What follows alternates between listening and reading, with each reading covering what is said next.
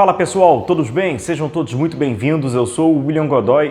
Esse vídeo tem um patrocínio da 1xBet, que é uma empresa bookmaker que garante a vocês grandes ganhos e pagamentos rápidos. Aqui está o nosso cupom promocional exclusivo para vocês inscritos no nosso canal Godoy1x. É muito fácil vocês resgatarem o bônus em dobro, acessem o link que está na descrição do vídeo, nosso comentário fixado, criem a conta de vocês, na hora de realizar o seu depósito, faça com Godoy1x. A partir dali, faça o seu palpite vencedor, aproveite, tem jogo da Copa do Rei, o jogo do Real Madrid, então tudo isso na 1xBet e com o nosso cupom Godoy1x. Bom, pessoal, no vídeo de hoje a gente vai falar e relembrar um pouco, desse Flamengo que está muito vivo na nossa memória, muito recente, que é o Flamengo de 2019, o histórico Flamengo de 2019. Que ponto forte é esse do Flamengo de 2019? Que segredo é esse para esse time que acabou, atropelando e amassando no futebol brasileiro e até conquistando de uma forma histórica a Copa Libertadores de 2019? Acontece que no podcast dos nossos colegas, o Pitch e o Castanho, o Bruno Castanho, eles entrevistaram o Maurício Souza.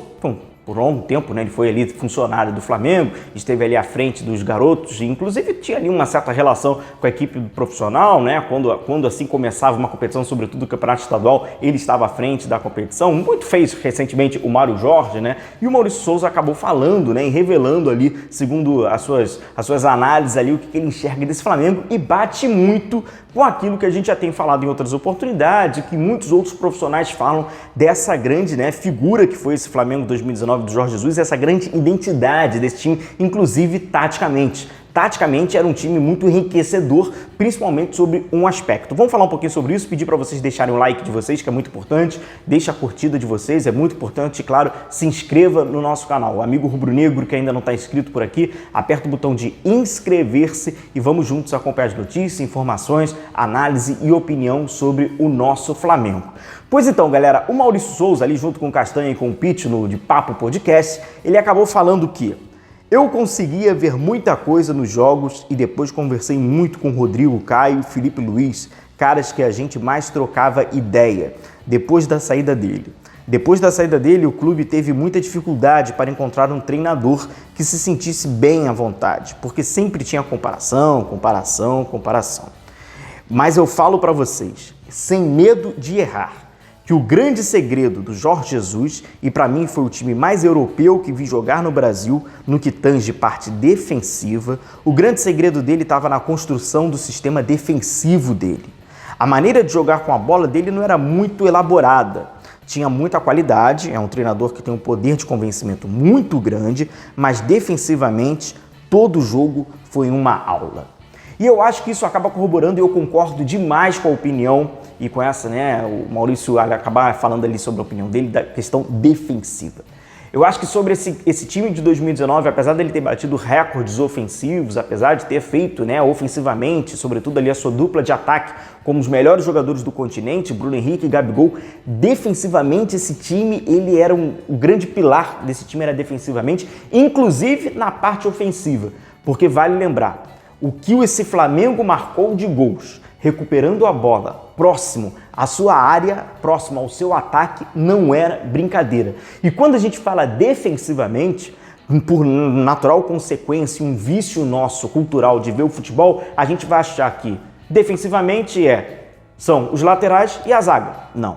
Quando a gente fala defensivamente, todo o time. E esse time do Flamengo de 2019, iniciando com a sua linha defensiva e terminando com os dois atacantes, ou iniciando com os dois atacantes e terminando com os 4 lá de trás, era um bloco único e isso fez com que o Flamengo sobrasse, sobretudo aqui no futebol brasileiro, forçava demais os erros e com isso recuperava a bola e conseguia ferir as equipes adversárias. Uma parte que acaba sendo muito curiosa, inclusive a gente tem aqui um objeto desse time, que primeiro, esse time, por mais que tenha ficado marcado na memória do torcedor, começando ali pelo Diego Alves e terminando ali pelo Gabigol, passando pelos 11 titulares, jogou muito pouco juntos.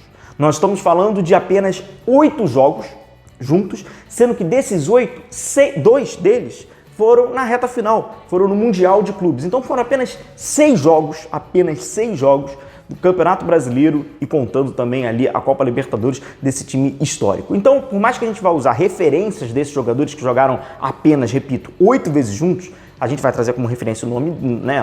Vamos nomeá-los, mas é claro que é o conjunto, são esses 11 jogadores, mesmo entrando uma peça ou outra. O primeiro, galera, o que a gente traz inclusive nesse mapa, antes de trazer mais uma fala aqui, isso aqui. Aquele Flamengo, ele jogava nessa faixa. O campo do Flamengo, por isso que quando ele fala, né, defensivamente, o time muito europeu. Por quê? Campo reduzido. Campo reduzido é uma condição que a gente vê hoje nas equipes europeias. A grande diferença, principalmente a gente vê esse contraste em mundiais, né? Quando uma equipe sul-americana, uma equipe de um outro continente acaba enfrentando uma equipe europeia. Equipes europeias, elas diminuem o seu campo. Porque eles trabalham muito com aquela concepção de tempo e espaço. Então o espaço ele é muito reduzido, ou seja, respectivamente, dá pouquíssimo tempo para o adversário conseguir construir uma jogada, porque é pouco espaço, por consequência disso, o portador da bola tem pouco tempo. Esse Flamengo ele reduziu o seu campo. Então, como a gente vê, ele jogava praticamente nessa faixa vermelha, né? E essa faixa mais forte eram os primeiros defensores.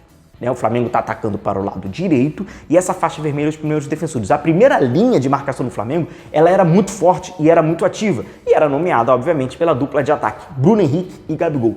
Bruno Henrique e Gabigol colaboraram demais para esse Flamengo de 2019 funcionar sem bola. Por quê? Eles cobriam demais a bola.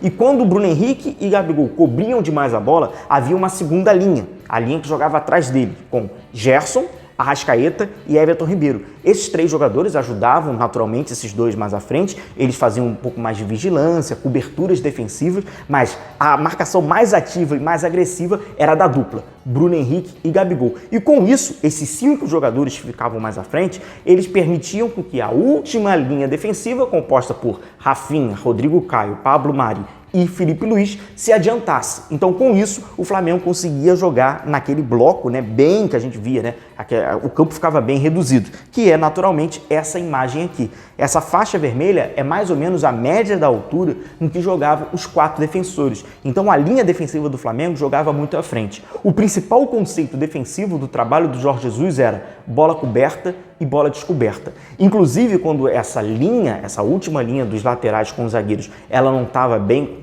postada, não estava bem organizada, o que acontecia, 1/3 dos gols que o Flamengo sofreu nessa era foram quando a última linha não estava organizada. Então era fundamental a organização desses 4 jogadores na última linha. Naturalmente, sobre o aspecto ofensivo, inclusive que o próprio, né, o Maurício acaba falando que não é muito elaborado, é porque os jogadores, evidentemente, eles tinham muita liberdade e tem uma condição que a gente não pode esquecer, o contexto. O Jorge Jesus chega, ele tem 1 mês de trabalho com essa equipe, a experiência profissional desses 4 atletas, os principais titulares da última linha, facilitaram. Rafinha e Felipe Luiz tinham a bola coberta e bola descoberta como um conceito já praticado há anos na Europa. Pablo Mari, apesar de ser um zagueiro lento, isso acabava sendo maquiado pela sempre seu posicionamento muito correto e com isso não ficava, né, evidente que não era um zagueiro de muita velocidade, mas o seu posicionamento conseguia abreviar isso. E o Rodrigo Caio, onde, na minha opinião, é um craque da função.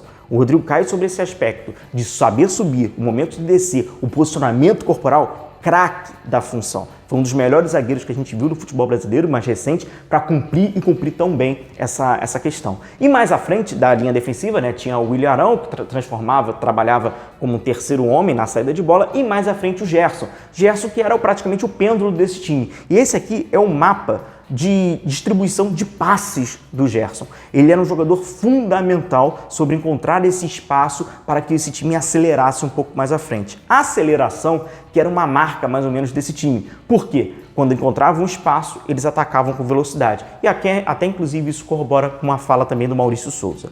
Abrindo aspas. Ofensivamente, os jogadores tinham muita liberdade, mas o se defender dele e se defender com a bola também.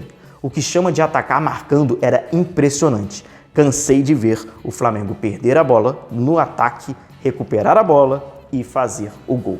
Isso, claro, porque o time compactava e espremia a saída de bola do adversário e como corrobora, né, Pep Guardiola, até mesmo o Jürgen Klopp fala, o melhor camisa 10 de um time é uma marcação bem feita sob pressão próximo à área, a partir dali você recupera e aí você faz uma transição muito rápida. E o Flamengo cansou de criar situações e de gerar muito perigo assim, porque havia uma ambição, uma motivação, um time bem fisicamente e que principalmente esses jogadores sabiam cumprir e entender a importância de cobrir a bola, desde Bruno Henrique e Gabigol até a última linha para subir um pouco mais à frente. Muito legal, você tem essa entrevista completa no De Papo podcast dos colegas Pitio e Bruno Castanho. Um grande abraço a eles. Maurício Souza acabou compartilhando um pouquinho dessa mentalidade que é corretíssima, essa leitura sobre o Flamengo de 2019 e essa questão tática do time do Jorge Jesus. Um grande abraço a todos vocês, continue se cuidando, a gente vai se vendo por aqui. Um abraço a todos. Tchau, tchau.